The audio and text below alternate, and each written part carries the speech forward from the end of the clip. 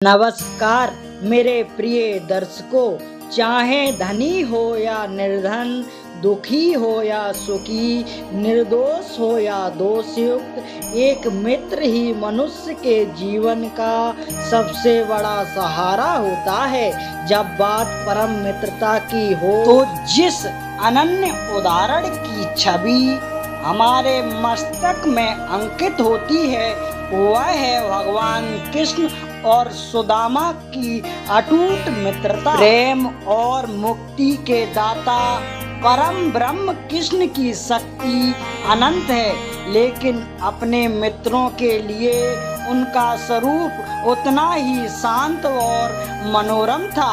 श्री कृष्ण और सुदामा की मित्रता की मधुर गाथा अत्यंत ही शुभकारी व अनन्य है, जिससे हम आपको अवगत कराते हैं। श्रीमद् भागवत पुराण के अनुसार श्री कृष्ण और सुदामा बाल अवस्था में साथ गुरुकुल में शिक्षा प्राप्त किया करते थे।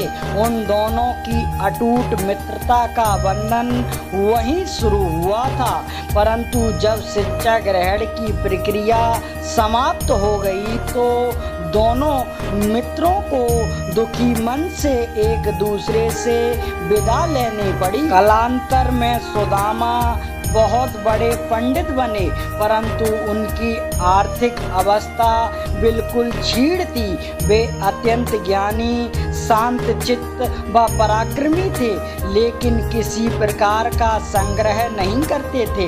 हर दिन पूजा पाठ से जो कुछ उन्हें मिलता वही घर ले आते और उसी से अपना गुजारा किया करते थे।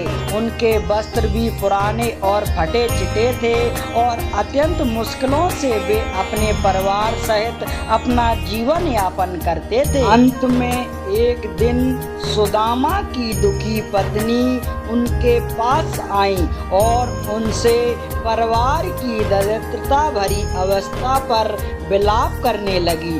भूख के मारे वह भी अपने पति के तरह दुबली हो गई थी।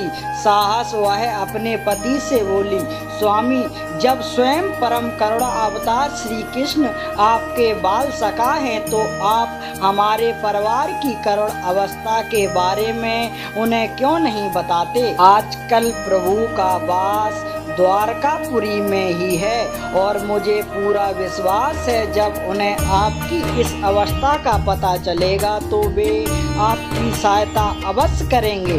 कई बार विनम्र पूर्वक प्रार्थना करने के कारण सुदामा उनकी बात मानकर द्वारका जाने के लिए तैयार हो गए। मन ही मन में उन्होंने सोचा, कृष्ण से सहायता मांगकर या न मांगकर विशेष बात नहीं, परंतु इस अवसर पर उन्हें अपने बाल सखा के दर्शन हो जाएंगे।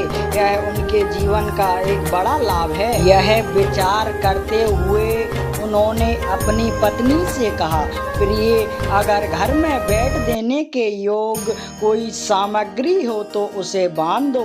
इतने वर्षों के बाद मैं कृष्ण से खाली हाथ तो नहीं मिल सकता हूँ। ब्राह्मणी ने तब एक मुट्ठी चूड़ एक पोतली में बांधकर अपने पति को दिया और वे द्वारका के लिए निकल पड़े। पूरे मार्ग में सुदामा बस यही सोचते हुए जा रहे थे कि उन्हें कृष्ण के दर्शन प्राप्त होंगे या नहीं, और अगर होंगे भी तो कैसे। अंततः यह सब सोचते हुए सुदामा द्वारका पहुँचे। वहाँ पहुँचते ही सुदामा अन्य ब्राह्मणों के साथ यादवों के महल तक पहुँच गए, जहाँ जाने की अनुमति सबको नहीं होती।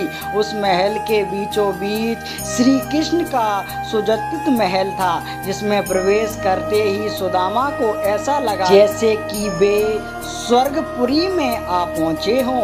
उस समय श्री कृष्ण अपनी पत्नी रुक्मणी के साथ पलंग पर विराजमान थे। जैसे ही साहस उनकी नजर द्वार से प्रवेश करते ब्राह्मण पर पड़ी तो वे दौड़ कर उनके पास पहुँचे और उन्हें गले लगा लिया। यह दृश्य मानो पुण्य मिलन का दृश्य हो। श्री कृष्ण के कमल नयनों से अश्रु की धारा बहने लगी और वे अपने प्रिय सखा से मिलकर अत्यंत आनंदित हुए।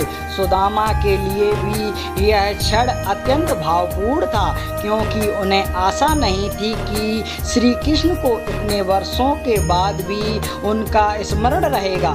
अत्यंत प्रेम से उनका स्वागत सत्कार करने के बाद दोनों मित्र अपने पूर्व दिनों का स्मरण करने लगे।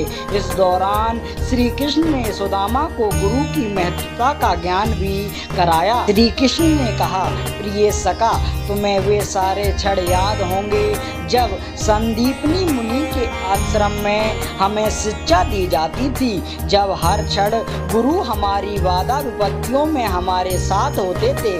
मनुष्य का जीवन भी यही है। प्रिय, उनके जीवन में गुरु स्वरूप में मैं ही हूँ। गुरु की कृपा से मनुष्य शांति का अधिकारी होता है।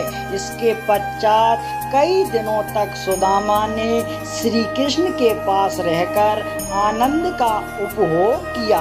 उन्होंने पत्नी का दिया हुआ चूड़ भी कृष्ण को दे दिया, जिसे उन्होंने बड़े प्रेम से खाया। इन सब के बीच सुदामा अपने सखा से मदद नहीं मांग पाए और अपने घर लौटने लगे।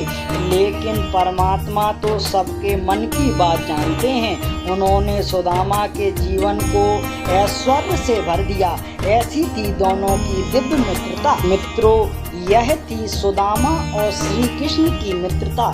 इनके पीछे की अनेकों पौराणिक कथाओं में से एक पौराणिक कथा यह भी है।